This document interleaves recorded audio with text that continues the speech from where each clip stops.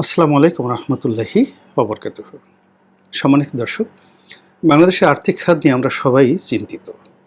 আর্থিক খাত বলতে ব্যাংক, বীমা এবং বীমার মধ্যে জীবন বীমা এবং সাধারণ বীমা, এর বাইরে বিভিন্ন লিজিং কোম্পানি, এই সবগুলো নিয়ে দেশে যারা জনগণ রয়েছেন তারা ভীষণ রকম চিন্তিত। এই কারণে যে আমাদের ব্যাংকের যে মূলধন, বিভিন্ন ব্যাংকগুলো বা আর্থিক প্রতিষ্ঠানগুলো অনুমোদিত মূলধন এবং তার সঙ্গে সঙ্গে তাদের যে পেইড আপ ক্যাপিটাল, অর্থাৎ একটি ব্যাংকের যদি ১,০০০ কোটি টাকা অনুমোদিত মূলধন থাকে বা ১০,০০০ কোটি টাকা অনুমোদিত মূলধন থাকে, তাহলে শেয়ার হোল্ডার যারা আছে তারা সবাই মিলে ৫০ জন শেয়ার হোল্ডার সবাই মিলে টাকা দিয়ে পরিশোধিত মূলধন করেছে ৫০০ কোটি টাকা। তো সেই ৫০০ কোটি টাকার ব্যাংক দেখা গেল ৫,০০০ কোটি টাকা ঋণের খেলাপি হয়ে গিয়েছে। কোনো কোনো ব্যাংক ৫০,০০০ কোটি টাকা খেলাপি হয়ে গেছে। তো এটা জনগণের টাকা, কেন মালিকদের টাকা তো মাত্র ৫০০ কোটি টাকা। এখন এই যে মালিকদের একটা সিন্ডিকেট, মানে যারা ব্যাংকের ডিরেক্টর তাদের একটা সিন্ডিকেট, তারা করে কি এক ব্যাংকের মালিক অন্য ব্যাংকে তারা লোন নেয় নামে এবং বেনামে। এরপরে ব্যাংকের মালিকদেরকে সুযোগ সুবিধা দিতে গিয়ে অনেক সময় ব্যাংকের যারা শীর্ষ কর্মকর্তা তারাও দুর্নীতিতে জড়িয়ে পড়ে এবং পড়েছে। এবং পিকে হালাদারের মতো একজন টাউট, সেও ৩ থেকে ৪,০০০ কোটি টাকা মেরে দেয়নি, শুধু বাংলাদেশ থেকে পাচার করে দেশের বাইরে নিরাপদে চলে গেছে। এরপর যে সকল প্রাইভেট ব্যাংকের ডিরেক্টর রয়েছে, শেয়ার হোল্ডার ডিরেক্টর রয়েছে, এদের মধ্যে অনেকেই দেখা গেল পুরনো ঢাকার পলিথিন ব্যবসায়ী, কেউ সাইকেল ব্যবসায়ী, কেউ স্টেডিয়ামের দেখা গেল যে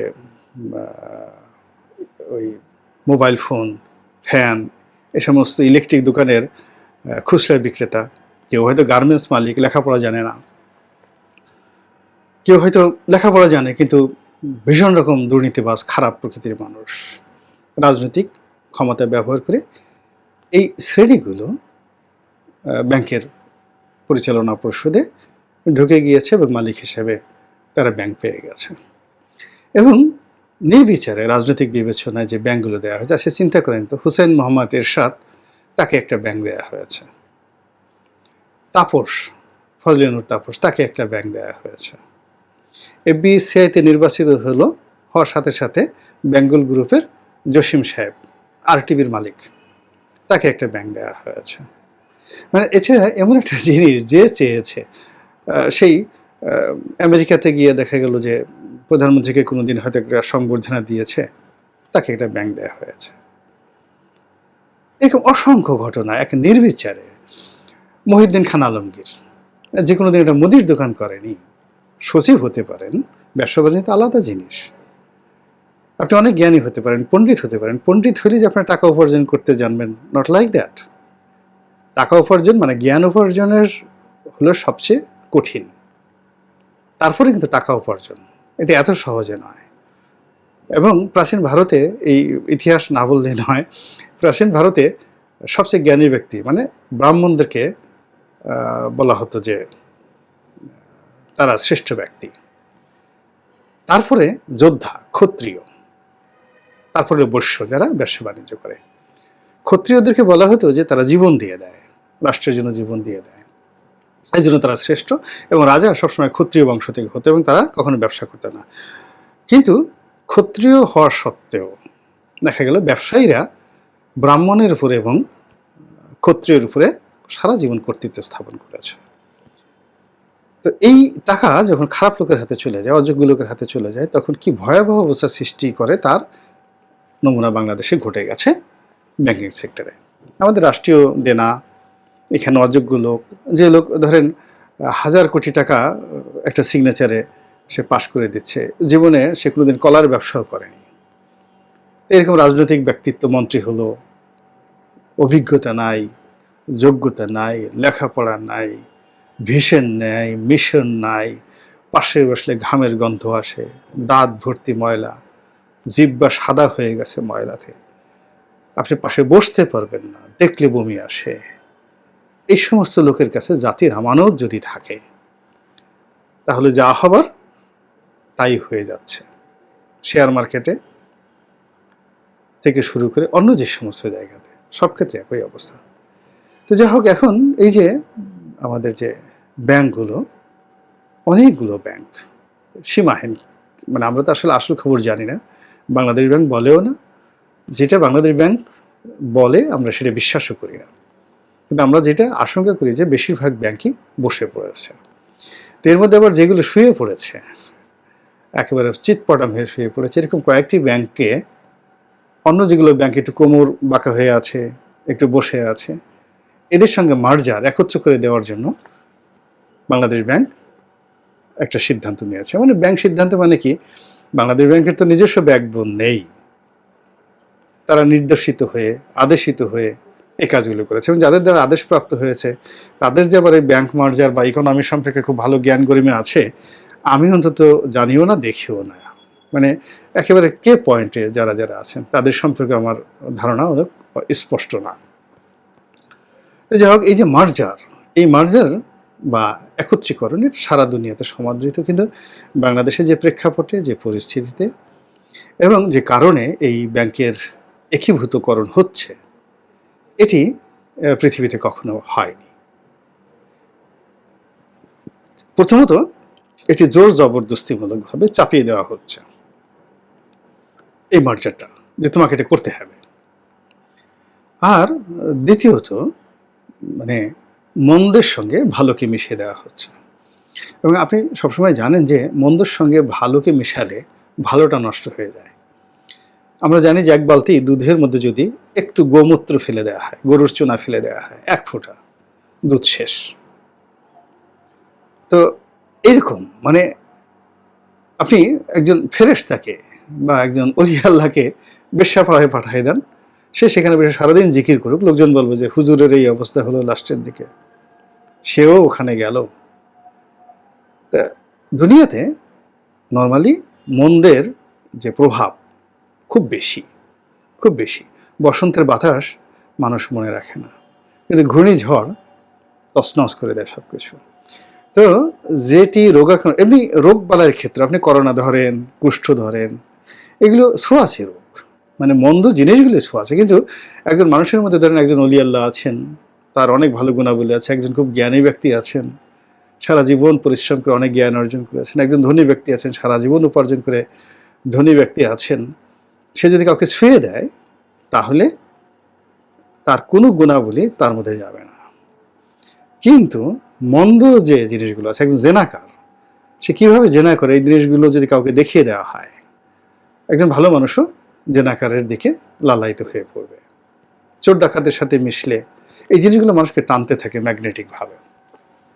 তো কাজেই যে সমস্ত ব্যাংকগুলো চুরি ডাকাতির শিকার হয়েছে, রাহাজানির শিকার হয়েছে, তারা যদি ভালো ব্যাংকের সাথে একীভূত হয়, ভালো ব্যাংকটার সর্বনাশ ঘটবে। এটা হলো প্রকৃতির নিয়ম।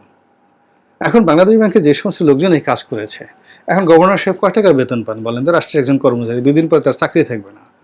এর আগের যিনি গভর্নর ছিলেন তার আমলে সবচেয়ে বেশি, বজলে করিমের আমলে সবচেয়ে বেশি সেই খেলাফি ঋণ হয়েছে। সে কোথায়? আমরা তো তাকে কিছু করতে পারছি না।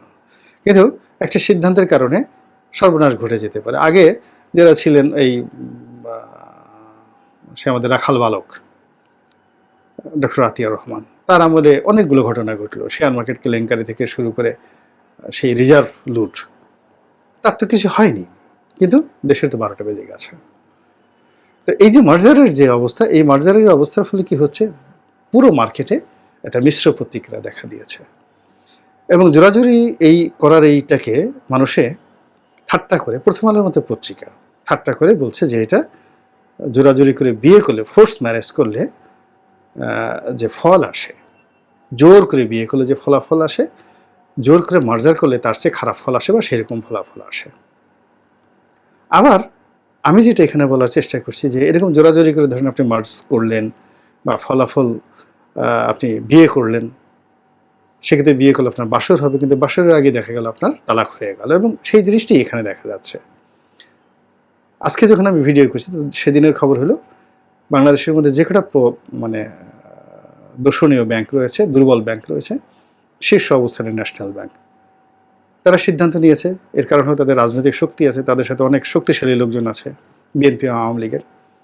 তো তারা সিদ্ধান্ত নিয়েছে যে তারা মার্জ করবে না, কোনো ব্যাংকের সাথে তারা মার্জ করবে না, তারা এইভাবেই চলবে, আইদার দেউলিয়া হয়ে যাবে অথবা এইভাবেই চলবে।